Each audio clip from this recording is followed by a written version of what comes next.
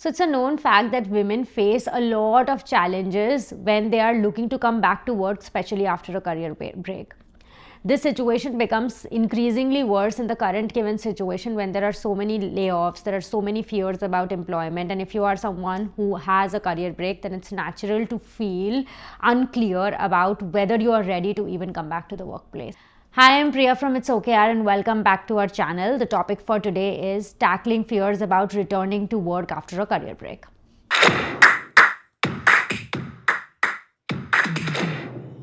Before I dive into the topics about how to tackle your fears, the one thing to know here is employers are coming up with innovative ways to make sure that they can retain and attract women talent. We did do a video about returnship, that is coming back to work after a career break, and I'll link that here so you can go watch it.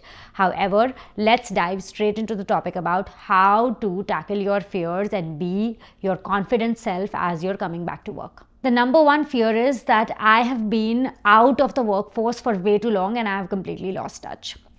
The one thing to tackle here is don't stress too much about the number of years you've had a gap, whether it's 1, 2, or 15, it doesn't matter. That's not how you should introduce yourself.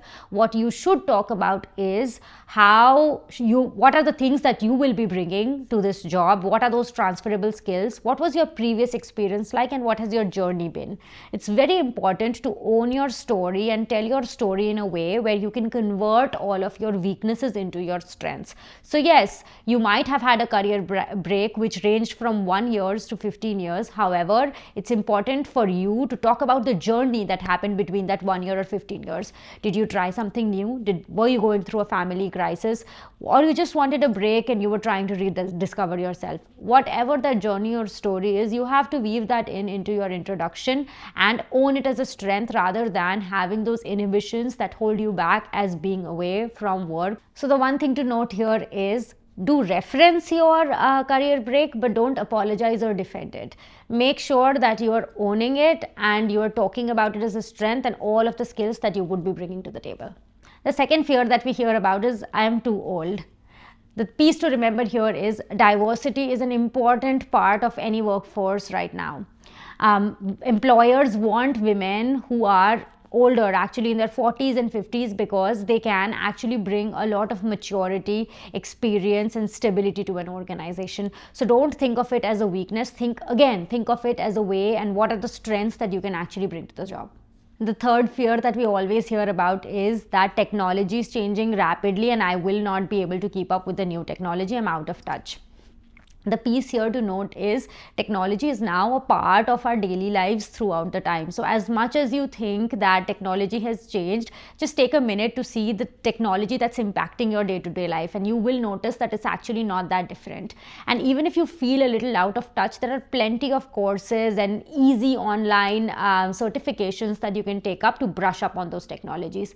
However, you're still comfortable with the internet, you're still comfortable with using technology in your day-to-day life. So as long as you're willing to put in that effort, employers are willing to train and make sure that you get that knowledge on that specified technology that you would be using.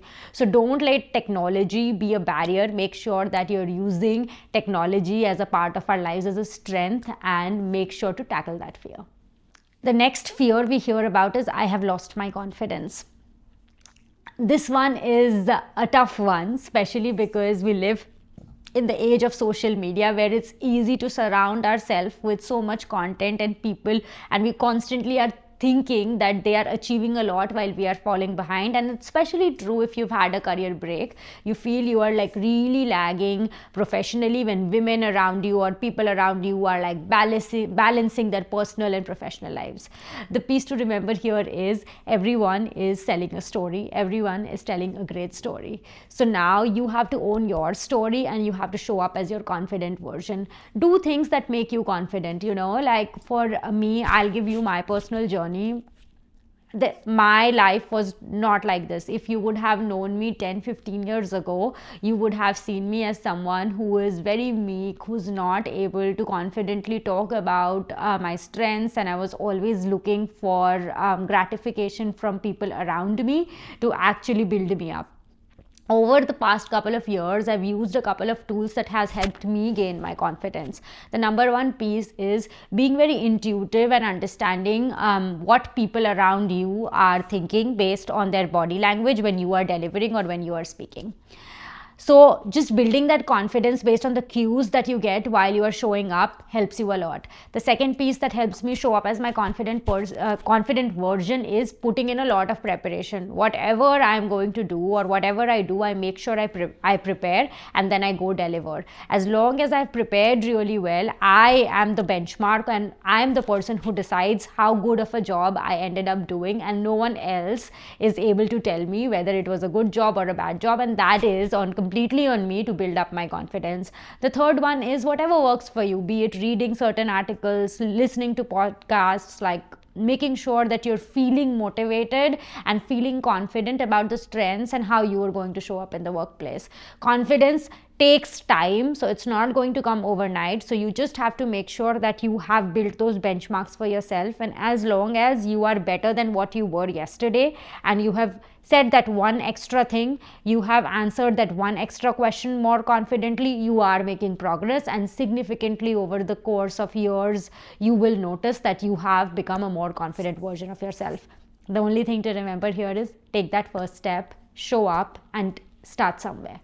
The next one is I can't compete with applicants who haven't taken the time out. The very interesting thing to note here is now taking time off is actually considered as an asset, because it feels like, and employers want people who are like renewed and have a refreshed sense to come back into the workplace. Just jumping from job to job and starting that next thing is no longer appreciated as much in the workplace or in the work culture.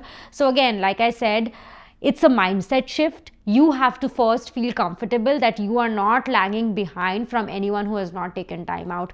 You have to understand that even when you took time out, you did certain things. And if that was taking a vacation also, that helped you rediscover yourself. If that was taking care of someone in the family, that helped you build that resilience. So it depends on what you were doing and what is the factor that you bring to that job. So make sure that you are saying that and you're owning that. The next fear is I'm scared of networking and I don't know where to start. This is again a natural one to feel. I actually did a video on networking 101 and basics that you can actually start applying. I will link that here, so go check that out. However, the piece to note here is, and that's going to come together, is try to network with people who maybe have had a similar journey like yours. There will be so much that you can connect from them. So if you've been feeling less confident, or if you've been feeling like, oh my gosh, I'm the only one who has taken this career break and I don't have any skills, find those people, because you will be surprised to know how many people have come back after a career break and rebuilt their careers. If you find them, network with them with this story.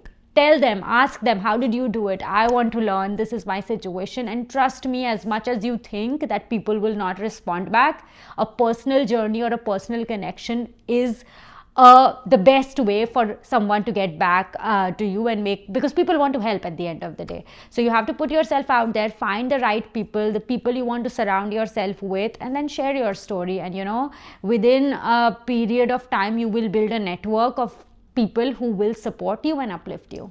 I hope this was helpful. If there is a certain fear that you are feeling, please leave that in the comment box and I'll try to answer to the best of my ability. But remember, a lot of this is a mindset change or a mindset shift, and you are the only one who can change that mindset, be it through tools that help you build that positive mindset, or taking those small steps for you to move ahead in your journey. I hope you like this video. Please share it with someone who is going to find this helpful. Till next time, remember, it's okay, yaar. Bye and have a great day.